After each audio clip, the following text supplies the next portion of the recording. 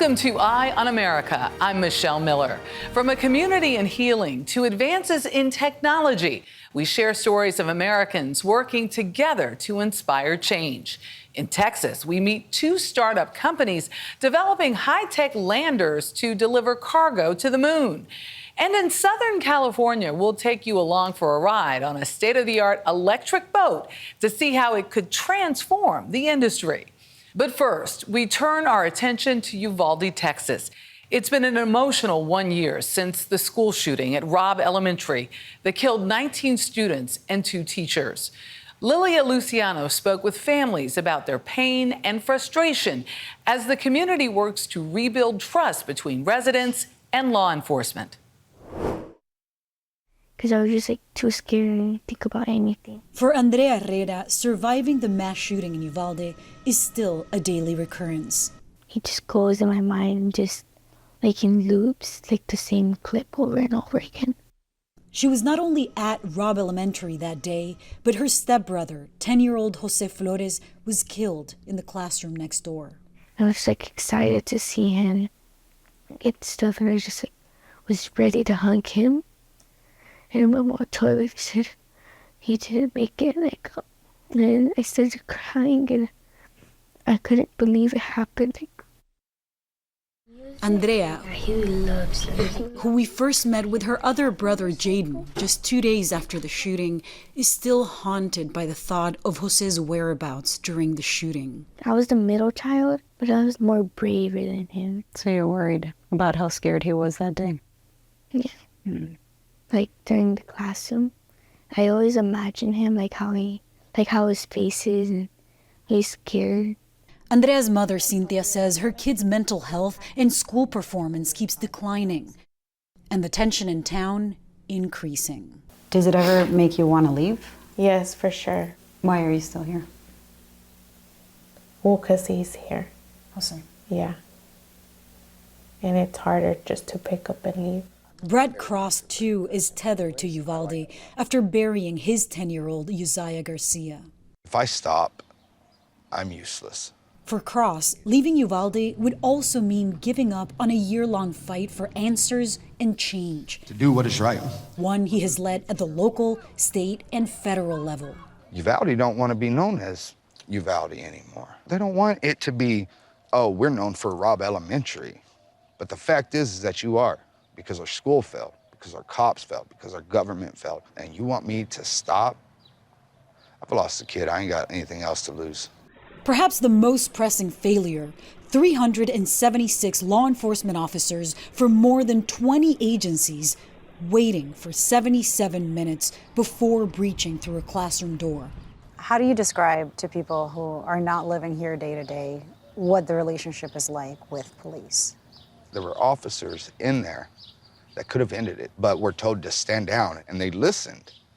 And then you see them. You get pulled over by them. That's happened to you? Yeah. It's infuriating because now I'm looking into the eyes of somebody that heard our children screaming, that heard the gunman reload and didn't rush in there. To mend the broken trust, the mayor of Uvalde, Don McLaughlin, recently hired an assistant police chief from outside the town. But like the families of the victims, McLaughlin is still waiting for results from the local district attorney's criminal investigation. Of the 25 officers that were, according to the legislative investigation at the school that day, how many are still protecting this town? 5 have resigned, 20 are still on the force. And again, it goes back when we can complete our investigation. Does it make sense to you that it's taken a year where we have not seen anything from the DA? As mayor, and I think I can speak for the county judge too, I'm not going to just throw everything at the DA, but in 1 year's time, I've had not one briefing, not one. We turn now to the growing mental health crisis facing our nation's teens. Nearly 3 in 5 teenage girls feel persistently sad or hopeless. Nora O'Donnell speaks to one affected family as well as a renowned psychologist with helpful advice. Ishika Vij was just 12 when her anxiety started. After feeling the pressures of her schoolwork, Ishika developed an eating disorder. Just being able to control how I look versus I thought, I wasn't worth enough or smart enough. So I was like, maybe I can be pretty enough, or I can, follow these norms that social media has set. This is a different generation. Their ability to cope with things is way different. They're all resilient, but I think they're just exposed to a lot more things much earlier than we ever would have thought. Lisa Demore is a clinical psychologist and mother of two. She says parents should delay and limit their children's access to social media. When girls are in distress, they tend to collapse in on themselves, whereas when boys are in distress, they tend to act out. How do we help teens deal with those ups and downs? We approach it from the side of what we call emotion regulation. So you can't get rid of distress, you can't keep it from arriving, but you can regulate it. Getting feelings out, as teenagers say, is part of how they get relief. Ishika didn't have that outlet with her parents. It was only when she had thoughts of suicide that they began to realize the severity. A lot of parents have the not my kid attitude. Like, my kid, he's not like your kids, or my kid's better. You don't see it even when it's hiding in plain sight. When you look back, you see the symptoms and you could say, hey, these were all there. But while we were going through this, we just didn't realize it. Knowing the signs is the first step. Experts say parents should keep an eye out for a sudden drop in grades, self-isolation, a short temper, and changes in eating or sleeping habits. You say teens need two things for healthy development. What are they? Well, what they need is the warmth and structure. It's harder sometimes with teenagers. I would say the number one rule for raising teenagers is don't take it personally. After months of intensive therapy, Ishika is in recovery, and now the family speaks openly about mental health. Your job as an adult, as a parent, is to be there for them and support them, and creating a positive support system, even if you don't completely understand, it means a lot, and it can be a really, really big impact on their lives. Coming up, a new twist on the 21st century race back to the moon. That story is next.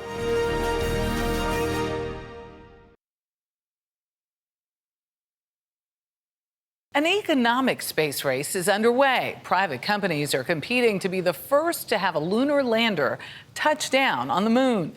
Mark Strassman got a look at the emerging technology scientists hope will provide regular lunar cargo deliveries. When Intuitive Machines went public in February, NASDAQ's bell also rang as a reminder that space is now big business. This is Mission Control. It's circular, it's smaller. We designed this to be like the bridge of the Starship Enterprise. Steve Ultimus intends to deliver cargo to the moon. He's co-founder and CEO of Intuitive Machines in Houston. We're delivering scientific payloads, engineering demonstration payloads, but not the humans themselves. You believe the moon is the next economic frontier. For space, the moon is certainly that next step for space exploration. It's within our grasp. Let's go get it. 10 miles to go. Nothing American-made has touched lunar dust since Apollo 17, more than a half-century ago. Hey, Houston, the Challenger has landed. But NASA intends to return astronauts there in a program called Artemis. And Ultimus envisions a lunar delivery market with major customers like NASA, private companies, and scientists. This is it. This is the assembly room. His company's building a fleet of lunar landers. Its goal? Annual launches to delivery addresses 250,000 miles away. The first, called Nova C, aims to carry cargo to the moon's south pole. Lunar services. That's about $100 billion market. And so it was enough for us to say, we're all in. If Intuitive Machines is the FedEx or UPS of the space delivery market, think of Astrobotic in Pittsburgh as the DHL, which happens to be one of its partners and customers. This is the lander. John Thornton is Astrobotic's CEO. He gave us a peek at the company's first lander called Peregrine. We watched them attach the final major piece, the propulsion system. It's a little bit of a jigsaw puzzle. It's like a moving van. It is a jigsaw puzzle indeed, and we're trying to maximize the capacity, the performance of the vehicle. Its first mission will carry 21 payloads to the lunar surface, including this small student-built rover for Carnegie Mellon University, and 5 instruments for NASA. Right now, NASA is the primary customer. Over time, we see commercial coming online in a bigger way, and right now we actually can sell directly to consumers who want to send things to the surface of the moon. Peregrine can carry roughly 100 pounds of cargo. Griffin, its second lander, much bigger, can carry 10 times that, delivering this water-hunting NASA rover.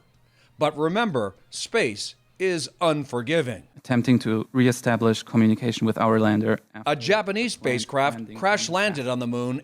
In 2019, both Indian and Israeli lunar missions ended the same way. Thornton tells his customers delivery is absolutely, positively not guaranteed. All we can promise our customers is we are putting everything we possibly can into these missions to make them as safe and successful as they can be. Just land softly. That's the key. Bouncing doesn't help anyone. If you bounce and you stay upright, that might be okay. But if you bounce and topple, that's no good. For a successful touchdown, the Lunar's engine has to perform.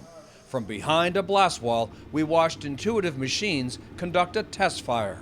3, 2, 1. On descent, the main engine needs to fire for 8 straight minutes and throttle down for a soft landing.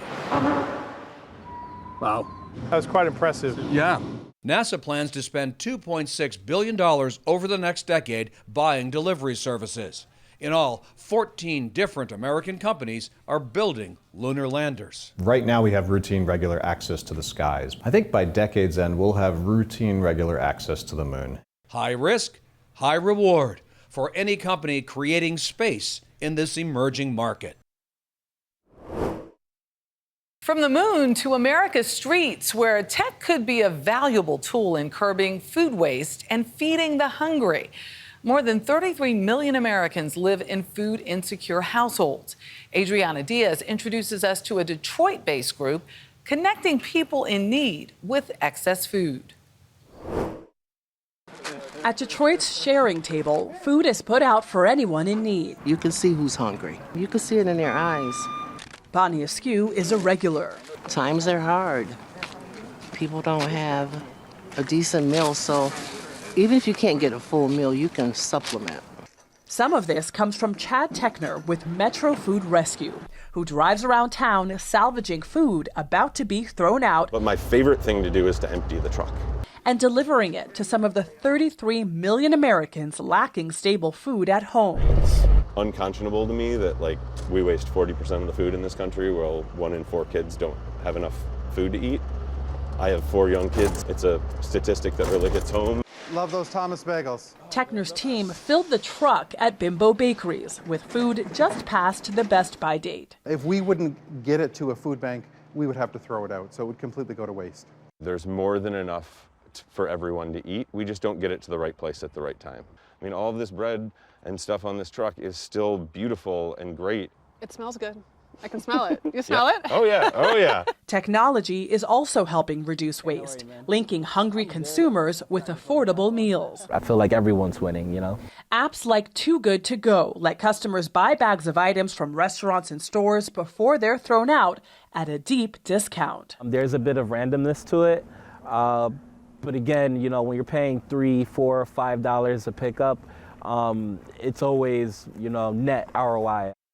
A good return on investment, especially with the high cost of groceries. What do you want Americans to know when they're going through their fridge and maybe thinking about throwing something out? If you don't see it, the hunger, go look for it. It's out there.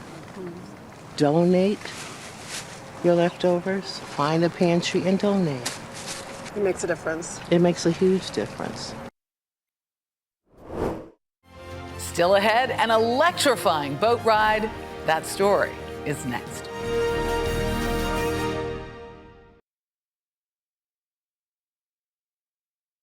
We close our show with a boat that's really making waves. The electric revolution, first seen on our roads, could transform the boating industry too. Here's Joy Benedict aboard a cutting-edge electric boat.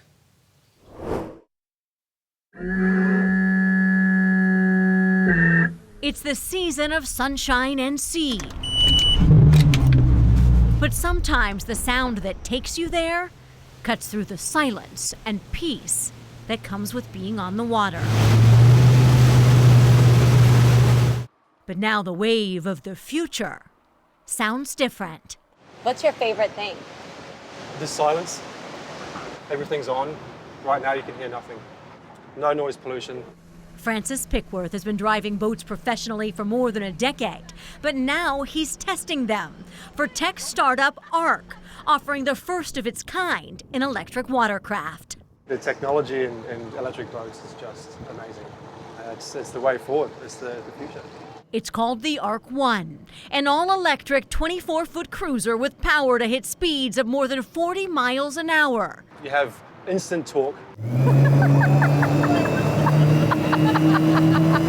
And instant fun. That's torque, right? That is torque. This is my favorite way to spend time. I like fishing, I like water skiing, wakeboarding. I like just cruising. Mitch Lee is the CEO of the Los Angeles-based company and sometimes captain of his experimental ship. We went from absolutely nothing, just 2 people and an idea, to delivering customer boats to people in under 2 years. With a background in engineering, he teamed up with a friend from college, Ryan Cook, to electrify the industry, which is why a large portion of his team came from SpaceX. This is the very first build station for our boats. Built by hand, the ARC 1 is constructed less like a boat and more like something headed out of this world. The ARC 1 is a fully aluminum boat, which when you squint starts to look pretty close to a rocket in the sense that it needs to be light, it needs to be strong. And so that talent and that experience from the group from SpaceX directly translated over to what we were doing. But Lee says the power is designed after the technology in electric vehicles, specifically the Tesla, as their team of engineers built the batteries first, and then the whole of the vessel was crafted around them. These battery packs are huge. How much space does it actually take up of the boat? So what's very cool about this boat is the battery packs essentially make up the floor of the boat, and they run from approximately here on the boat all the way to the back of it. The weight of the battery is half of the 7,000-pound boat anchoring the ship, while the aluminum help keeps it light for speed and serves another purpose. Being an aluminum boat, we can also directly benefit from that cooling using the hull itself. So it's basically like a big, giant aluminum cooler. Exactly.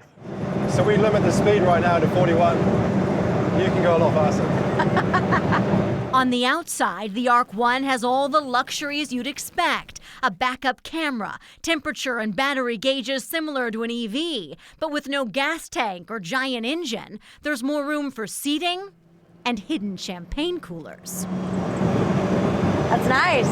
That's got some get up. Oh yeah, it does. But that performance doesn't come cheap. The ARC 1 retails for $300,000 and still sold out in months. We know that it is not necessarily at a mass market affordable price, so future boats will have lower costs associated with them. But when you think about boats, they really are a perfect candidate for being electric because they go out on the water and they come back. That's right. Electric boats make a tremendous amount of sense because they solve some of the most acute ownership problems that people have, hundreds of dollars a day to take a boat out on a lake. With gas. With gas, that is, compared to just tens of dollars to refuel an electric boat. Not having to fill up would be kind of nice at the end of the day. Andrew Hard owns several boat rental clubs in Southern California. He says his only electric boat right now tops out at just 5 miles an hour, but remains one of his most popular reservations. The other thing is the maintenance on these is really easy. So an engine, a gas engine is going to have a lot of moving parts. We do a lot of maintenance to those boats.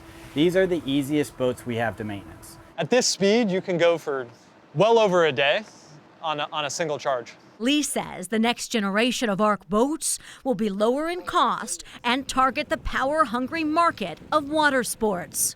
All right, ready? The force behind the helm is addictive. Whee! And its calm a contradiction. Ooh. as the newest technology on the waves may be the one thing that brings us all closer to nature. How'd I do? Yes, you did very well. For more stories like these and live coverage of breaking news 24/7, stream us right here on CBS News. I'm Michelle Miller. Thank you for watching Eye on America.